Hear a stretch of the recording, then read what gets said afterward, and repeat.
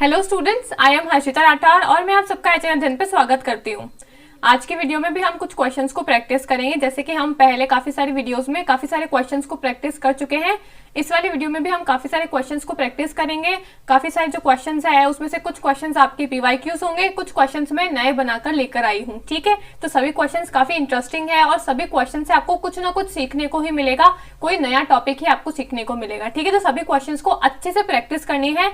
जो आपको नहीं आता है आप उसको अपने नोट्स के अंदर एड ऑन जरूर से कर लेना। ठीक है, चलो क्लास को स्टार्ट करते हैं। सबसे पहला क्वेश्चन है हमारा, which of the following are the primary aerosols in the atmosphere, यानी कि एटमोस्फेयर में, वातावरण में प्राइमरी एरोसोल्स कौन से हैं। हिंदी में क्या लिखा हुआ है, निम्नलिखित में से कौन कौन वायुमंडल के प्राथमिक एरोसोल्स हैं वो हमको बताना है। ठीक है, तो यहाँ पे आपके ऑप्शंस दिए हुए हैं, ये है आपके 1 2 3 4, ये आपके ऑप्शंस है। आपको 3 चुनने हैं इसमें से, जो आपके 5 दिए हुए हैं A B C D E, आपको इनमें से कोई भी 3 जो है वो आपके प्राइमरी एरोसोल्स है सबसे पहले।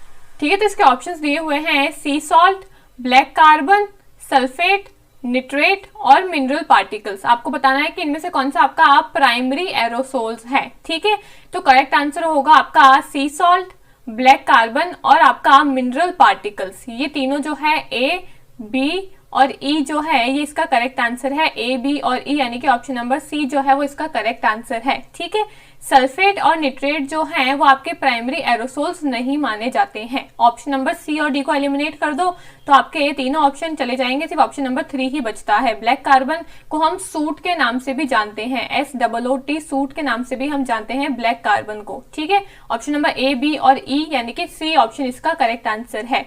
समुद्री लवण, बी हो गया आपका ब्लैक कार्बन और ई हो गया आपका खनिज कण। ठीक है, अगला क्वेश्चन आपका असर्शन रीजन का क्वेश्चन है। आजकल ऐसे क्वेश्चंस काफी ज्यादा पूछे जाने लगे हैं।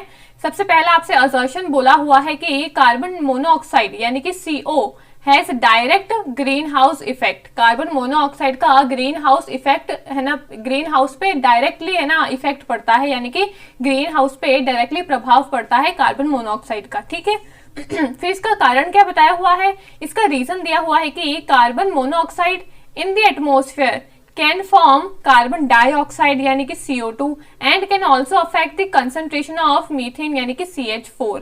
जो कार्बन मोनोऑक्साइड है वो आपका एटमॉस्फेयर के अंदर, वातावरण के अंदर कार्बन डाइऑक्साइड और CH4 को भी प्रभावित कर सकता है। आपको बताना है कि कौन सा सही है या फिर कौन सा गलत है, या फिर एक्सप्लेनेशन सही है या फिर गलत है। ठीक है, तो इसका करेक्ट आंसर होगा कि जो आपका असर्शन दिया हुआ है वो तो रॉन्ग है, लेकिन जो आपका रीजन है वो आपका करेक्ट है। ठीक है, यानी कि पहला कथन आपका फॉल्स है लेकिन दूसरा आपका ट्रू है। फोर्थ ऑप्शन इसका करेक्ट आंसर हो जाएगा। अब इसका एक्सप्लेनेशन देती हूँ मैं आपको। आपसे असर्शन ने पूछा है कि कार्बन मोनोऑक्साइड जो है वो ग्रीन हाउस को डायरेक्टली इफेक्ट करता है। नहीं, ये डायरेक्टली बिल्कुल भी इफेक्ट नहीं करता है, ये इनडायरेक्टली इफेक्ट कर सकता है लेकिन डायरेक्ट प्रभाव नहीं पड़ता है कार्बन मोनोऑक्साइड का ग्रीन हाउस इफेक्ट के ऊपर। ठीक है, लेकिन जो दूसरा वाला कथन दिया हुआ है कि कार्बन मोनोऑक्साइड जो है वो आपके वातावरण के अंदर कार्बन डाइऑक्साइड और आपका मीथेन जो कि आपका CH4 होता है, इन दोनों को ही प्रभावित करता है और ये एटमॉस्फेयर में जाके CO2 और CH4 दोनों में ही कन्वर्ट हो सकता है कार्बन मोनोऑक्साइड। ठीक है, तो दूसरा वाला कथन आपका एकदम सही है लेकिन पहला वाला कथन आपका गलत है। हिंदी में भी यहाँ पे दिया हुआ है क्वेश्चन, आपसे पहले पूछा था कि कार्बन मोनोऑक्साइड का सीधा ग्रीन हाउस पर प्रभाव होता है क्या, तो नहीं, ये ऑप्शन आपका गलत है। सीधा प्रभाव नहीं होता है, इनडायरेक्टली हो सकता है लेकिन डायरेक्टली नहीं होता है कोई भी प्रभाव कार्बन मोनोऑक्साइड का ग्रीन हाउस के ऊपर। ठीक है, इसका आपको रीजन बताया हुआ था कि वायुमंडल में कार्बन मोनोऑक्साइड कार्बन डाइऑक्साइड बना सकता है और मीथेन की सांद्रता को भी प्रभावित कर सकता है। तो हाँ, सेकंड वाला सही था कि कार्बन मोनोऑक्साइड जो है वो आपका CO2 और आपका CH4 यानी कि मीथेन और कार्बन डाइऑक्साइड को प्रभावित कर सकता है और उसके अंदर कन्वर्ट भी हो सकता है। तो ऑप्शन नंबर 4 इसका करेक्ट आंसर हो जाएगा कि पहला कथन आपका गलत है लेकिन दूसरा कथन जो है वो आपका सही है। ठीक है, नेक्स्ट क्वेश्चन क्या बोला है, ये काफी फेमस क्वेश्चन है और काफी बार पूछा जाता है और काफी इंपॉर्टेंट क्वेश्चन है। Carbon monoxide an air pollutant when inhaled readily bind with the haemoglobin in the blood stream to form a life threatening compound known as. यानी कि जब आपका कार्बन मोनोऑक्साइड आपके जो एयर पोल्यूटेंट के साथ में मिल जाता है तो हम उसको क्या बोलते हैं वो हमको बताना है। हीमोग्लोबस, कार्बो हीमोग्लोबिन, कार्बो मोनोहीमोग्लोबिन या फिर कार्बोक्सी हीमोग्लोबिन। ठीक है, हिंदी में क्या लिखा हुआ है, कार्बन मोनोऑक्साइड एक वायु प्रदूषक जब सांस के द्वारा अंदर लिया जाता है तो यह रक्त प्रवाह में हीमोग्लोबिन के साथ आसानी से जुड़ जाता है और जीवन के लिए खतरा बन जाता है। तो हमको बताना है कि इस पूरी प्रक्रिया को हम क्या बोलते हैं। इसको हम बोलते हैं कार्बोक्सी हीमोग्लोबिन। ठीक है, ऑप्शन नंबर 4 जो है वो इसका करेक्ट आंसर है। इसको हम कार्बोक्सी हीमोग्लोबिन बोलते हैं। जब हमारा कार्बन मोनोऑक्साइड जो होता है वो जब हमारे ब्लड के अंदर जाके हीमोग्लोबिन के साथ में मिल जाता है तो इसको कार्बोक्सी हीमोग्लोबिन के नाम से जाना जाता है। ब्लड में हमारे ऑलरेडी क्या होता है, हीमोग्लोबिन में हमारे ऑक्सीजन होता है, लेकिन कार्बन मोनोऑक्साइड क्या करता है, ऑक्सीजन को तो हटा देता है और खुद जाके हीमोग्लोबिन के साथ में चिपक जाता है। तो उसको हम बोलते हैं कार्बोक्सी हीमोग्लोबिन। इससे क्या होता है, इससे हमारे को सांस लेने में प्रॉब्लम होती है। ठीक है, इसको दम घोटू नाम से भी जाना जाता है क्योंकि ये हमारा दम घोट देता है। अब भाई हमारे अंदर से जो ऑक्सीजन है जब उसको ही ये हटा देगा तो फिर हम सांस कैसे ले पाएंगे। ठीक है, तो इससे हमारा काफी ज्यादा दम घुटता है, तो इसलिए इसको हम दम घोटू के नाम से जानते हैं। ठीक है, तो ये आपका कार्बोक्सिन हीमोग्लोबिन इसका करेक्ट आंसर है ऑप्शन नंबर 4। ठीक, नेक्स्ट क्वेश्चन क्या बोला है, सूट पार्टिकल्स आर, यानी कि जो आपके सूट पार्टिकल्स होते हैं, कालिख के कण जो होते हैं उनके बारे में आपको कथन दिया हुआ है। आपसे पूछा है कि भाई इनमें से कौन सा सूट पार्टिकल के ऊपर एग्जैक्टली सूट करता है। ठीक है, पहला बोला है soot particles are also called black carbon. अभी मैंने आपको ये बताया भी था ऊपर वाले क्वेश्चन में कि सूट पार्टिकल्स को हम ब्लैक कार्बन बोलते हैं, तो ये वाला तो एकदम एब्सोल्युटली करेक्ट होगा ही होगा। ठीक है, दूसरा बोला है कि soot particle are mostly of coarse size range. फिर तीसरा बोला है कि सूट पार्टिकल टॉक्सिक होते हैं। सूट पार्टिकल जो है वो ग्लोबल वार्मिंग में कंट्रीब्यूट करते हैं और suit particle can penetrate into deeper part of lungs, यानी कि लंग्स के डीपर पार्ट में पेनिट्रेट कर सकते हैं, यानी कि फेफड़ों के गहरे हिस्सों में प्रवाह कर सकते हैं, प्रवेश कर सकते हैं। ठीक है, आपको बताना है कि कालिख के कणों में से इन चारों पांचों में से कौन सी बात एकदम सही है वो आपको बतानी है। ठीक है, तो जो आपके सूट पार्टिकल्स होते हैं वो ब्लैक कार्बन के नाम से तो जाने जाते हैं। अभी मैंने आपको बताया था ऑप्शन नंबर ए जिसमें है वो तो होगा ही होगा, इसमें ए नहीं है तो इसको एलिमिनेट कर दो। ठीक है, फिर बोला है कि दूसरा जो आपके सूट पार्टिकल्स होते हैं वो कोअर्सिव साइज के होते हैं। ठीक है, सूट पार्टिकल्स जो हैं अधिकतर मोटे आकार के होते हैं, तो ये बात भी एकदम सही है। सूट पार्टिकल्स का जो साइज है वो थोड़ा सा कोअर्सिव होता है, यानी कि थोड़ा सा बड़ा होता है, तो ये बात भी सही है आपकी। ठीक है, सूट पार्टिकल्स जो है वो आपके टॉक्सिक भी होते हैं, ये बात भी आपकी सही है। लेकिन सूट पार्टिकल्स जो है वो ग्लोबल वार्मिंग में कंट्रीब्यूट नहीं करते हैं, ये ग्लोबल वार्मिंग में बिल्कुल भी कंट्रीब्यूट नहीं करते हैं। ठीक है, ये एक एयर पोल्यूटेंट होते हैं जो कि आपके है ना लंग्स के अंदर जा सकते हैं, आपको कुछ रेस्पिरेटरी प्रॉब्लम कर सकते हैं, लेकिन ये ग्लोबल वार्मिंग में कंट्रीब्यूशन नहीं करते हैं। तो ऑप्शन नंबर डी हटा दो, बाकी सभी इसका करेक्ट आंसर हो जाएगा, यानी कि ए, बी, सी और ई। ठीक है, ये आपके लंग्स में भी जा सकते हैं और आपको रेस्पिरेटरी डिजीज भी हो सकती है, सांस लेने में दिक्कत हो सकती है। ठीक है, डी वाले को एलिमिनेट कर दो, बाकी सारे आपके सही आंसर है कि सूट पार्टिकल क्या होते हैं, इनको ब्लैक कार्बन के नाम से जाना जाता है। ये अधिकतर क्या होते हैं, मोटे आकार के होते हैं, ये विषैले भी होते हैं, लेकिन ये ग्लोबल वार्मिंग में योगदान नहीं देते हैं। ठीक है, और ये आपके फेफड़ों में गहरे हिस्से में प्रवेश भी कर सकते हैं और आपको रेस्पिरेटरी यानी कि सांस लेने में भी दिक्कत हो सकती है और सांस से जुड़ी हुई जो भी प्रॉब्लम्स होती है वो भी आपको हो सकती है। तो ऑप्शन नंबर डी को कर दो एलिमिनेट, तो फिर बचेगा आपके पास में सिर्फ एक ही ऑप्शन जो कि है आपका सेकंड वाला, यानी कि ए, बी, सी और ई चारों ऑप्शन सही है सिर्फ डी वाले को छोड़ के। ठीक है, नेक्स्ट क्वेश्चन क्या बोला है, पर्टिकुलेट मैटर जिसको हम पीएम के नाम से भी जानते हैं, अ class of air pollutants include. जो आपके पर्टिकुलेट मैटर होते हैं उनमें क्या क्या इंक्लूड होता है, सूट पार्टिकल्स, पैन, पोलन, डायोक्सिन्स और फ्लाई एशेस। कौन से आपके पर्टिकुलेट मैटर वायु प्रदूषकों के एक वर्ग में शामिल होते हैं वो हमको बताना है। ठीक है, तो इसका करेक्ट आंसर होगा आपका जो आपके सूट होते हैं वो आपके पर्टिकुलेट मैटर के अंदर आते हैं, आपके पीएम के अंदर आते हैं सूट। ठीक है, फिर जो आपके पोलन्स होते हैं वो भी आपके पर्टिकुलेट मैटर के अंदर आते हैं और जो आपके फ्लाई एशेस होते हैं वो भी आपके पर्टिकुलेट मैटर के अंदर आते हैं, लेकिन जो ये पैन है ठीक है और आपका डायोक्सिन्स जो है ये आपके पर्टिकुलेट मैटर में नहीं आते हैं, यानी कि ऑप्शन नंबर बी और डी को करो एलिमिनेट। ऑप्शन नंबर बी को और डी को कर दो एलिमिनेट, बचेगा आपके पास में सिर्फ एक ही ऑप्शन जो कि है आपका सेकंड वाला। आपका जो आंसर है वो होगा ए, सी और ई इसका करेक्ट आंसर होगा। ठीक है, पर्टिकुलेट मैटर क्या होते हैं, इनको हम पीएम के नाम से भी जानते हैं। पर्टिकुलेट मैटर की बेसिकली दो साइज होती है। ठीक है, एक साइज होती है इनकी 2.5, पर्टिकुलेट मैटर की एक होती है 2.5, एक होती है PM10। ठीक है, बेसिकली ये 2 साइज के होते हैं और पर्टिकुलेट मैटर में आपका सूट आता है जिसको हम ब्लैक कार्बन के नाम से जानते हैं, पोलन्स भी आते हैं और फ्लाई एशेस भी आते हैं, ये आपके प्राइमरी पोल्यूटेंट हैं। लेकिन जो पैन है और जो डाइऑक्सिन्स हैं ये आपके सेकेंडरी पोल्यूटेंट है। आपने एयर पोल्यूशन में पढ़ा होगा पीपल डेवलपमेंट एंड एनवायरमेंट वाले चैप्टर के अंदर कि आपके प्राइमरी पोल्यूटेंट क्या होते हैं और सेकेंडरी पोल्यूटेंट क्या होते हैं। प्राइमरी पोल्यूटेंट जो जैसे निकलते हैं वो हवा के अंदर, वातावरण के अंदर वैसे ही रहते हैं, किसी के अंदर कन्वर्ट नहीं होते हैं, अपना आकार नहीं बदलते हैं। लेकिन सेकेंडरी पोल्यूटेंट क्या होते हैं, जब काफी सारे प्राइमरी पोल्यूटेंट मिल जाते हैं तो वो अपना पूरा आकार ही बदल लेते हैं, ठीक है, वो किसी दूसरी चीज में कन्वर्ट हो जाते हैं, वो होते हैं सेकेंडरी पोल्यूटेंट। तो जो आपका पर्टिकुलेट मैटर है ये आपका है प्राइमरी पोल्यूटेंट, ये जैसा निकलता है ये वैसा का वैसा ही रहता है वातावरण के अंदर। लेकिन जो आपका पैन है और जो आपका डाइऑक्सिन्स है ये आपके सेकेंडरी पोल्यूटेंट के अंदर आते हैं, ठीक है। आपसे पैन की फुल फॉर्म भी पूछी गई थी इस बार एग्जाम के अंदर, तो मेरे को कमेंट करके बताना कि पैन की फुल फॉर्म क्या होती है, ठीक है। ऑप्शन नंबर बी को और डी को एलिमिनेट कर दोगे तो ए, सी और ई इसका करेक्ट आंसर हो जाएगा, ठीक है। सूट, पराग और फ्लाई एशेस ये इसका करेक्ट आंसर है। पैन को और आपका डाइऑक्सिन्स को रिमूव कर दो, ठीक है। अगला क्वेश्चन क्या बोला है, अब आपका ये कम्युनिकेशन का क्वेश्चन है। अभी तक हमने पीपल डेवलपमेंट एनवायरमेंट के कुछ क्वेश्चंस देखे थे, अब हमारा कम्युनिकेशन का क्वेश्चन है ये, ठीक है। हमसे पूछा है कि poor lightning, fluctuating temperatures and internet connectivity are example of which of the following type of communication barriers, यानी कि खराब रोशनी, उतार चढ़ाव वाला तापमान और इंटरनेट कनेक्टिविटी निम्न में से किस प्रकार के संचार अवरोधों के उदाहरण होते हैं।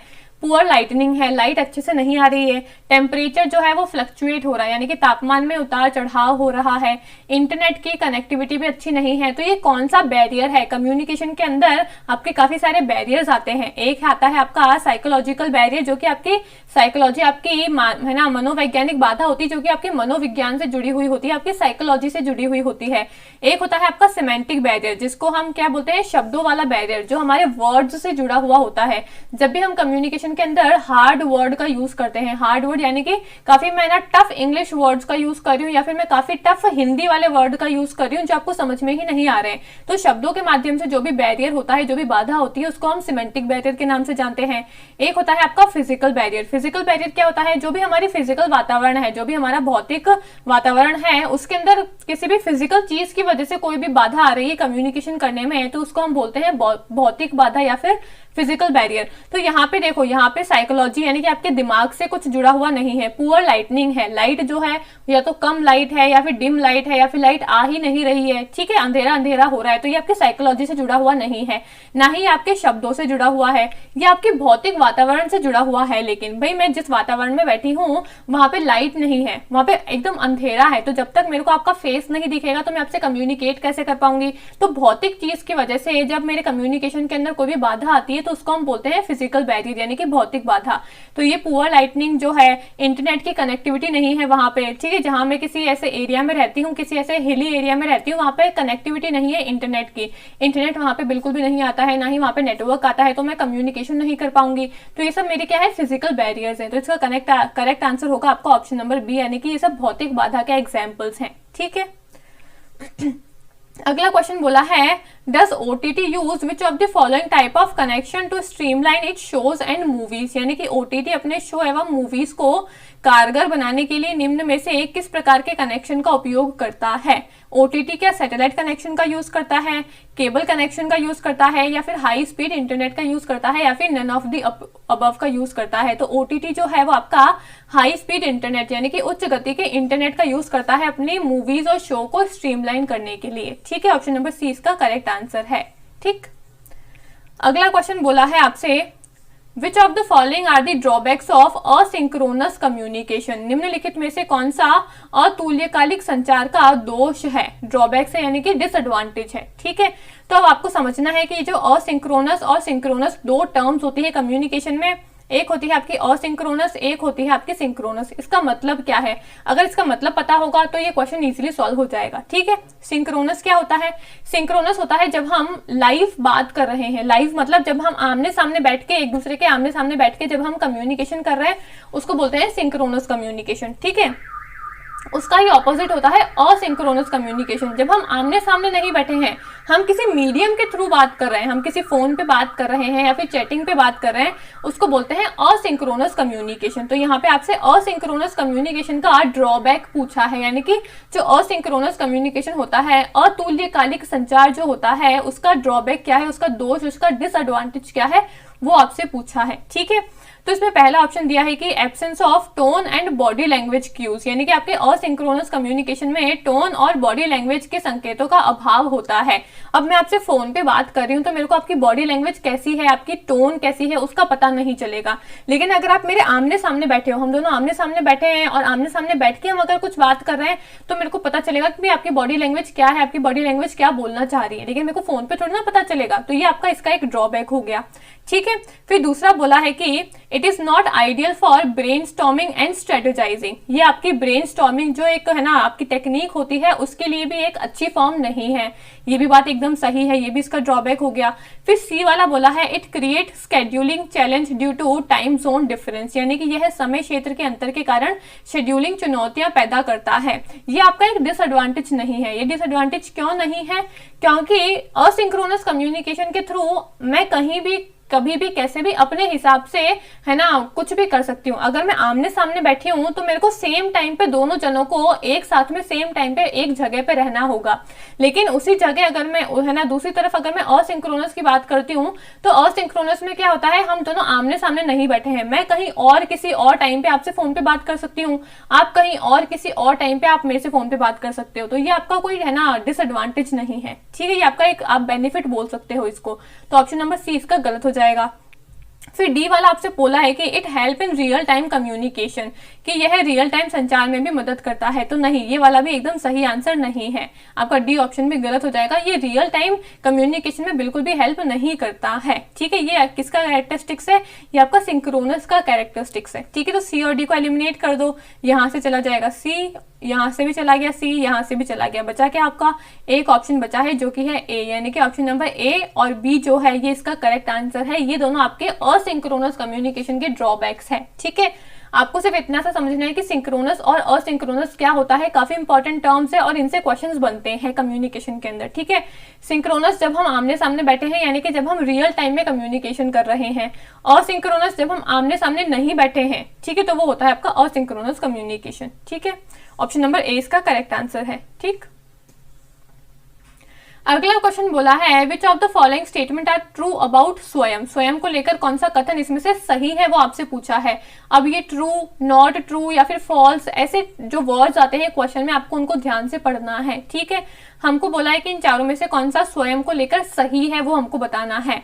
तो पहला आपको ऑप्शन दिया है कि Swayam is design to achieve 3 cardinal principle. Swayam में 3 कार्डिनल प्रिंसिपल्स हैं क्या? बिल्कुल करेक्ट बात है ये। तो मैंने अपने स्वयं की क्लासेस में आपको ये सब कुछ बताया भी है, अगर आपने वो सभी टीचिंग एप्टीट्यूड की क्लासेस देखी होगी तो, कि स्वयं के 3 कार्डिनल प्रिंसिपल्स होते हैं। ठीक है, इक्विटी, क्वालिटी एंड एक्सेस। ठीक है, फिर दूसरा है Swayam is hosting all courses taught in the class 9 to post graduation. Swayam जो है वो 9th क्लास से लेकर पोस्ट ग्रेजुएशन तक सभी कोर्सेज को प्रोवाइड करता है क्या? ये बात भी एकदम सही है। सी बोला है Swayam assess student continuously and grant degree. Swayam क्या करता है? स्टूडेंट्स को डिग्रियां प्रदान करता है। तो ये वाली बात जो है वो गलत है। स्वयं जो है वो स्टूडेंट्स को सर्टिफिकेट देता है, ना कि डिग्री देता है। ठीक है, और डी वाला बोला है कि it can be accessed by anyone, any time and at anywhere, यानी कि स्वयं से हम कभी भी, कहीं पे भी, कोई भी, किसी भी जगह पे भी अपने पढ़ाई कर सकता है, अपने कोर्सेज को एक्सेस कर सकता है। तो ये वाली बात भी सही है। ए, बी और डी ऑप्शन जो है, ए, बी और डी, यानी कि ऑप्शन नंबर सी जो है वो इसका करेक्ट आंसर है। बाकी सबको कर दो आप एलिमिनेट, जिसमें सी आ रहा है उसको एलिमिनेट कर दो। अभी आपको याद रखना है कि स्वयं जो है वो डिग्रियां नहीं देता है, वो सिर्फ और सिर्फ सर्टिफिकेट देता है। ठीक है, पहला आपसे हिंदी में क्या लिखा था वो भी पढ़ के बता देती हूँ। पहला बोला है कि स्वयं 3 प्रमुख सिद्धांतों की प्राप्ति के लिए अभिकल्पित है। हाँ, ये बात एकदम सही है। दूसरा बोला है कि स्वयं 9वीं कक्षा से स्नातकोत्तर कक्षाओं में पढ़ाए जाने वाले सभी पाठ्यक्रम को संचालित करता है। ये बात भी एकदम सही है। सी वाला बोला है कि स्वयं विद्यार्थियों का सतत मूल्यांकन करता है और उनको डिग्रियां प्रदान करता है। ये बात सही नहीं है, ये सर्टिफिकेट देता है, ना कि डिग्री देता है। तो ये आपका गलत हो जाएगा ऑप्शन। डी बोला है कि कोई भी व्यक्ति किसी भी स्थान और समय पर इसका अभिगम कर सकता है, यानी कि कोई भी व्यक्ति जो है वो कहीं भी किसी भी प्लेस पे स्वयं को एक्सेस कर सकता है। ठीक है, तो ये वाली बात भी एकदम सही है। स्वयं जो है वो एक ऑनलाइन ओपन कोर्स है, इसको कोई भी इंसान कहीं पे भी किसी भी जगह पे भी एक्सेस कर सकता है इजीली, चाहे कोई है ना किसी दूसरे स्टेट में बैठा है, कोई किसी दूसरे स्टेट में बैठा है, चाहे कोई सुबह पढ़ रहा है, चाहे कोई रात को पढ़ रहा है, कोई चाहे दिन में पढ़ रहा है, वो कोई कभी भी इसको एक्सेस कर सकता है इजीली। ठीक है, ऑप्शन नंबर सी जो है वो इसका करेक्ट आंसर हो जाएगा। ठीक है, नेक्स्ट क्वेश्चन बोला है कि which of the following are the characteristics of an ideal evaluation in teaching learning process, यानी कि शिक्षण अधिगम प्रक्रिया में आदर्श मूल्यांकन की निम्नलिखित में से कौन कौन सी विशेषताएं हैं।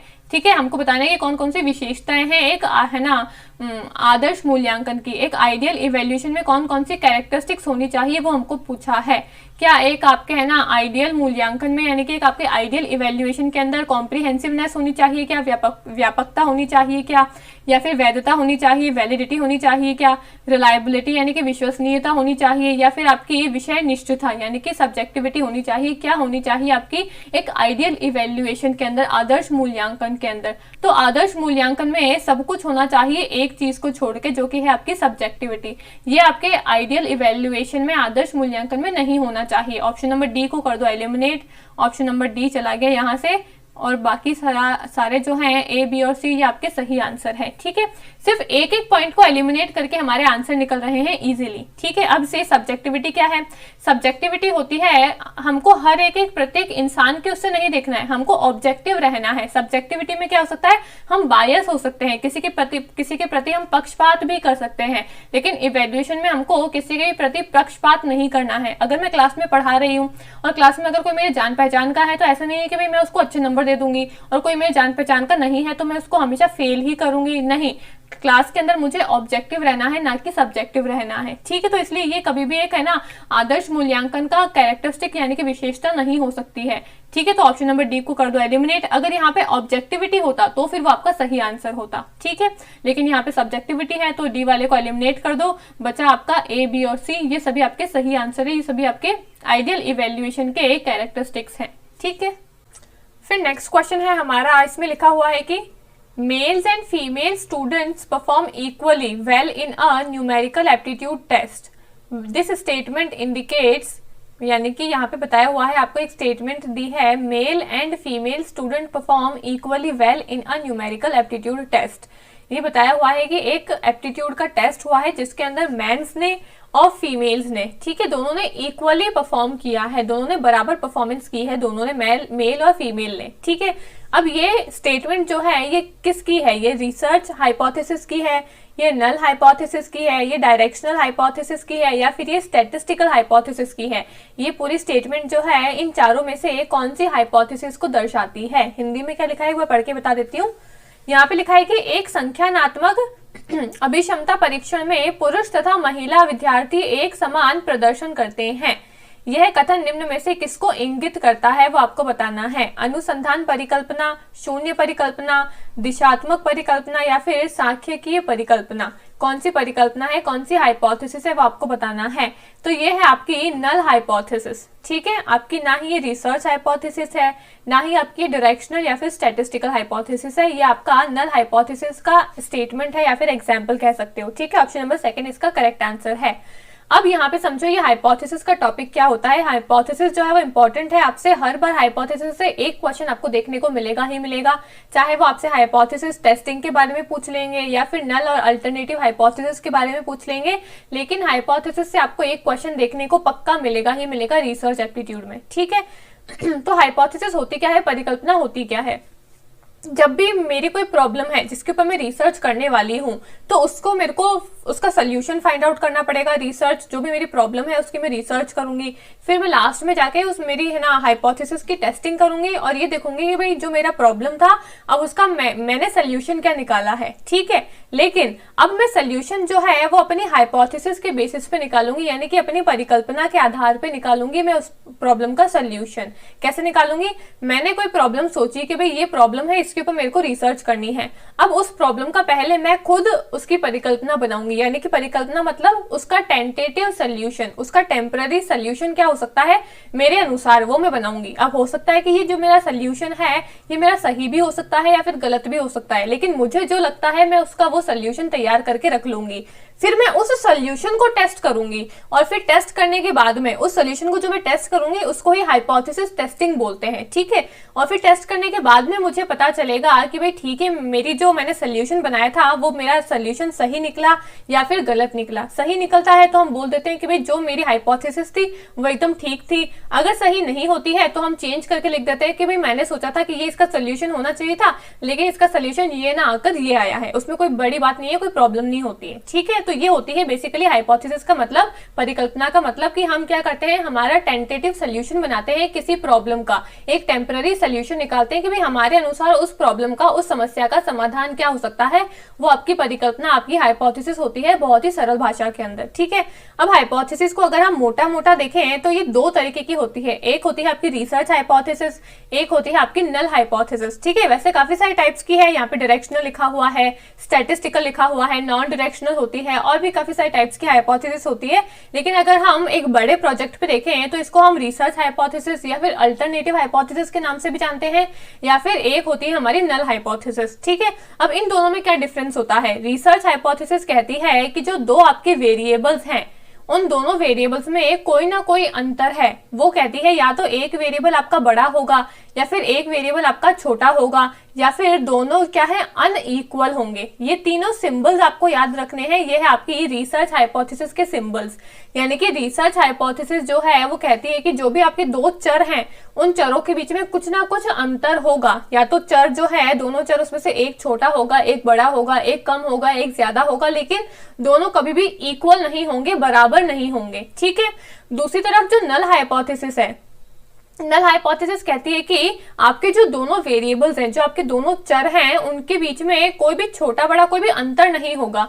ये बात करती है कि दोनों जो वेरिएबल हैं वो आपके इक्वल होंगे, ठीक है। ये इक्वल्स टू का साइन आता है आपका नल हाइपोथेसिस के अंदर, और ये तीनों सिंबल्स आते हैं आपके रिसर्च हाइपोथेसिस के अंदर। तो ये मेजर डिफरेंस है नल और अल्टरनेटिव हाइपोथेसिस में। अब फिर से क्वेश्चन की तरफ चलो। क्वेश्चन में क्या पूछा है, मेल और female student perform equally well in a numerical aptitude test. यानी कि एक टेस्ट के अंदर जो मेल स्टूडेंट्स हैं और जो फीमेल स्टूडेंट्स हैं दोनों ने इक्वली परफॉर्म किया है। अब ये किसकी बात कर रहा है, ये इक्वल की बात कर रहा है कि भाई लड़कों ने भी और लड़कियों ने भी, है ना, दोनों ने इक्वली परफॉर्म किया है किसी टेस्ट के अंदर। यानी कि ना लड़कों ने ज्यादा अच्छा परफॉर्म किया, ना ही लड़कियों ने कम अच्छा परफॉर्म किया, दोनों ने बराबर परफॉर्म किया है। यानी कि अगर लड़कियों के 10 में से 10 आए हैं तो लड़कों के भी 10 में से 10 आए हैं, लड़कियों के 10 में से 8 आए हैं तो लड़कों के भी 10 में से 8 ही आए हैं। दोनों ने इक्वली परफॉर्म किया है। यानी कि इक्वल्स टू की बात कौन करती है, आपकी नल हाइपोथेसिस इक्वल्स टू की बात करती है। अगर यहाँ पे ही ये लिखा होता कि भाई मेल्स ने फीमेल से ज्यादा अच्छा परफॉर्म किया है किसी टेस्ट के अंदर, या फिर फीमेल्स जो है वो मेन से ज्यादा केपेबल है किसी टेस्ट के अंदर, तो वो कम और ज्यादा की बात करता, फिर तो आती हमारी रिसर्च हाइपोथेसिस का एग्जांपल। लेकिन यहाँ पे इक्वल्स टू की बात हो रही है, दोनों वेरिएबल्स जो है हमारे मेल और फीमेल, इसमें इक्वल की बात हो रही है कि भाई दोनों इक्वल है, दोनों में कोई अंतर नहीं है, ना ही कोई छोटा है ना ही कोई बड़ा है, दोनों बराबर है। तो वो इक्वल की बात करती है आपकी नल हाइपोथेसिस, ठीक है। इसलिए इसका सही आंसर होगा आपका शून्य परिकल्पना, नल हाइपोथेसिस, ठीक है। अब रिसर्च और नल हाइपोथेसिस तो आपको समझ में आ गई कि क्या होता है। अब डायरेक्शनल और स्टैटिस्टिकल हाइपोथेसिस क्या होती है।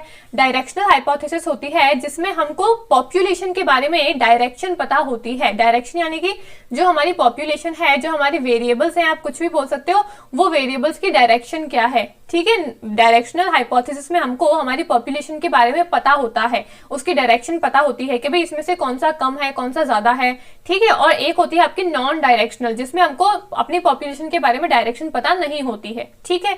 एक होती है आपकी स्टैटिस्टिकल हाइपोथेसिस। स्टैटिस्टिकल नाम से समझ में आ रहा है स्टैटिस्टिक्स, यानी कि जिस हाइपोथेसिस में हम स्टैटिस्टिक्स का यूज करते हैं। स्टैटिस्टिक्स क्या होते हैं, नंबर्स का यूज करते हैं, वो हाइपोथेसिस को हम क्या कहते हैं, स्टैटिस्टिकल हाइपोथेसिस कहते हैं, ठीक है। लेकिन मेजरली आपको दोनों हाइपोथेसिस पता होनी चाहिए कि रिसर्च और नल हाइपोथेसिस क्या होती है, ठीक है। इनको पक्के से आपको पता होना चाहिए, ठीक है। ऑप्शन नंबर सेकंड, शून्य परिकल्पना नल हाइपोथेसिस, इसका करेक्ट आंसर है, ठीक। नेक्स्ट क्वेश्चन क्या बोला है, In which method of research independent variable is manipulated to observe and measure its effect on dependent variable?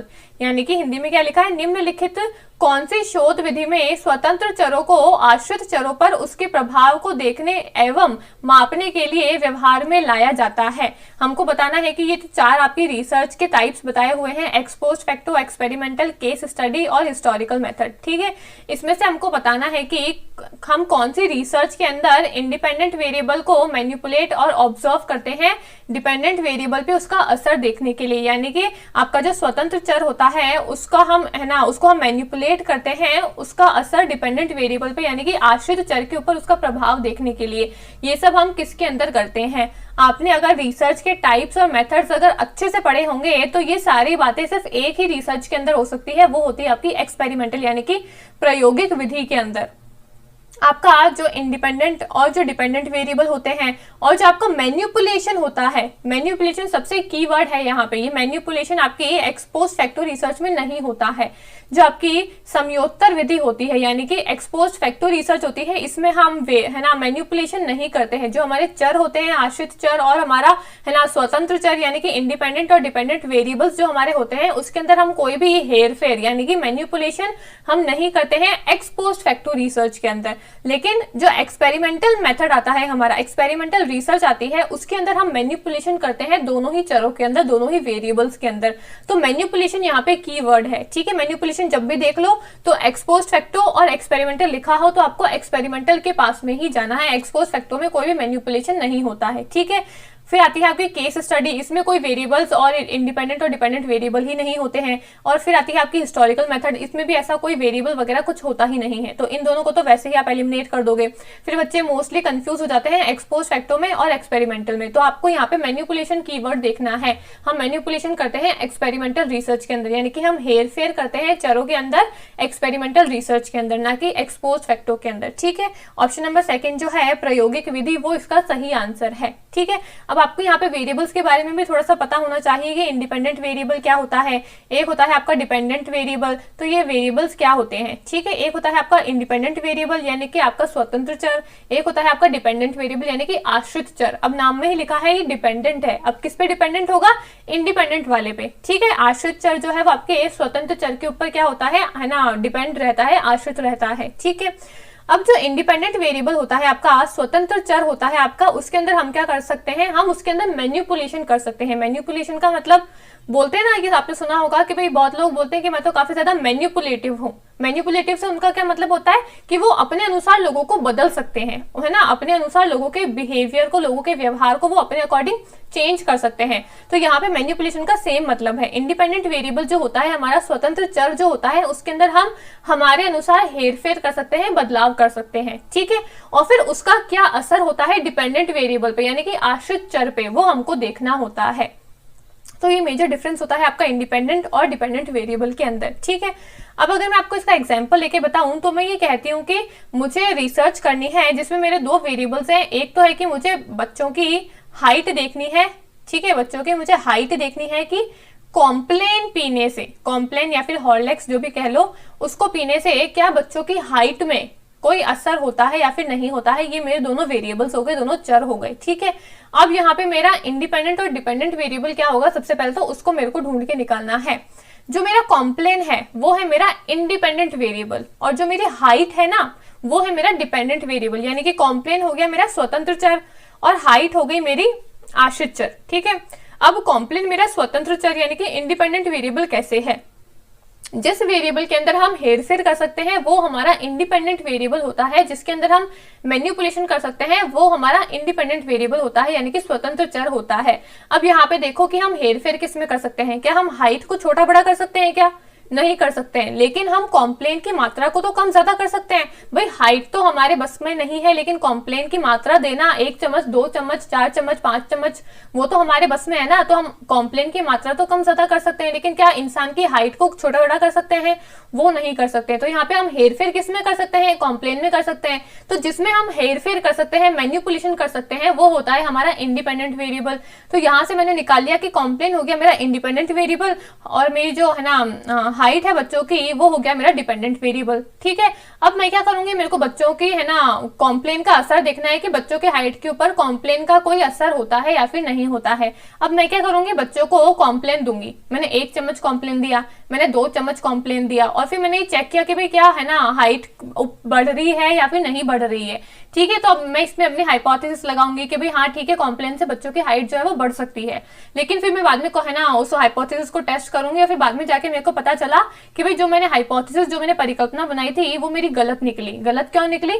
क्योंकि कॉम्प्लेन से बच्चों की हाइट नहीं बढ़ती है। बच्चों की हाइट जो है वो बेसिकली उनके हार्मोन्स के ऊपर डिपेंड करती है। ठीक है, तो मेरी परिकल्पना जो है वो गलत भी हो सकती है, उसमें कोई बड़ी बात नहीं है, कोई प्रॉब्लम नहीं है। लेकिन यहाँ पे अब आपको समझ में आ गया कि जो चर है वो क्या होते हैं, इंडिपेंडेंट और डिपेंडेंट वेरिएबल होता है, और इंडिपेंडेंट वेरिएबल के अंदर हम मैनिपुलेशन कर सकते हैं। ठीक है, तो ये होता है आपका एक्सपेरिमेंटल मेथड के अंदर। इस वाली टाइप की रिसर्च में मैं कौन सा मेथड यूज करूंगी, मैं एक्सपेरिमेंट करूंगी। एक्सपेरिमेंट करके ही तो बच्चों को चेक करूंगी ना कि भाई उनकी हाइट बढ़ रही है या फिर नहीं बढ़ रही है। तो इसलिए एक्सपेरिमेंटल मेथड के अंदर हम इंडिपेंडेंट और डिपेंडेंट वेरिएबल होते हैं, और इंडिपेंडेंट वेरिएबल में हम मैनिपुलेशन कर सकते हैं, यानी कि हेर फेर कर सकते हैं। ऑप्शन नंबर 2 इसका सही आंसर है।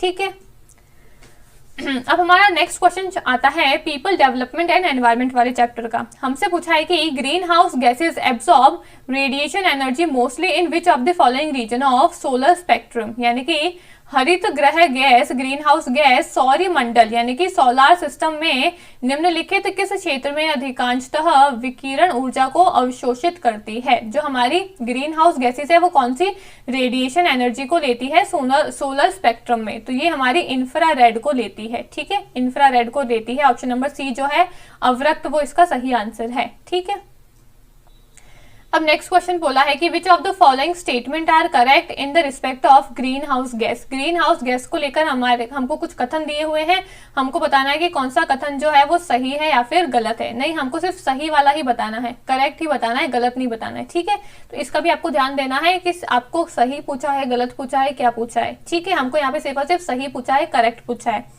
अब आपका पहला कथन दिया हुआ है कि they are generally of light green colour. जो हमारी ग्रीन हाउस गैसेस होती है वो आपकी लाइट ग्रीन कलर की होती है, हल्के हरे रंग की होती है क्या।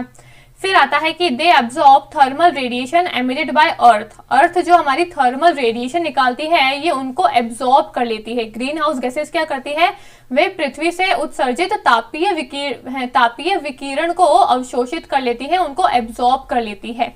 सी वाला बोला है वाटर वेपर जो है वो आपका एक ग्रीन हाउस गैस है, यानी कि जल वाष्प ग्रीन हाउस गैस है। फिर डी ऑप्शन बोला है green house gases cause global warming, कि ग्रीन हाउस गैसेस जो है वो आपकी ग्लोबल वार्मिंग करती है, और अमोनिया जो है वो आपका एक ग्रीन हाउस गैस है। अब इन पांचों में से आपको बतानी है कि कौन सी आपकी ग्रीन हाउस गैस को लेकर स्टेटमेंट जो है वो एकदम सही है। ठीक है, सबसे पहली बात तो बच्चे ही सोचेंगे कि भाई ग्रीन हाउस गैस होती है मतलब वो ग्रीन कलर की ही होती होगी, तो they are generally light green of colour, यानी कि वो लाइट ग्रीन कलर की होती है, उसका नाम भी ग्रीन हाउस गैस है, मतलब ये वाला तो आंसर एकदम सही होगा। अब वो ए को देख के टिक करके आ जाएंगे, लेकिन नहीं, ग्रीन हाउस गैस उसका नाम है, इसका ये मतलब नहीं है कि वो वाकई में हरे ही रंग की हो। ठीक है, वो हरे रंग की तो बिल्कुल नहीं होती है। ठीक है, ए ऑप्शन तो हटा ही दो। अब जिसमें ए है तो उसको रिमूव कर दो, बस ऑटोमेटिक आपका 3 आंसर निकल के आ गया। सिर्फ एक ऑप्शन से पूरा आंसर निकल के आ गया है। ठीक है, तो green house gas green colour की बिल्कुल नहीं होती है, इसका बहुत ध्यान रखना है। ठीक है, फिर आपका बी ऑप्शन क्या बोला है कि वो क्या करती है, हमारी अर्थ में से जो थर्मल रेडिएशन निकलती है, जो तापीय विकिरण की ऊर्जा निकलती है, उसको क्या करती है, अवशोषित कर लेती है, एब्जॉर्ब कर लेती है। हाँ, ये बात एकदम सही है कि ग्रीन हाउस गैसेस क्या करती है, जो हमारी रेडिएशन निकलती है, जो गर्मी निकलती है, उसको एब्जॉर्ब करने का काम करती है, तो ये बात एकदम सही है। फिर सी बोला है कि वाटर वेपर जो है वो आपकी ग्रीन हाउस गैस है। हाँ, वाटर वेपर जो है वो एक ग्रीन हाउस गैस कहलाती है।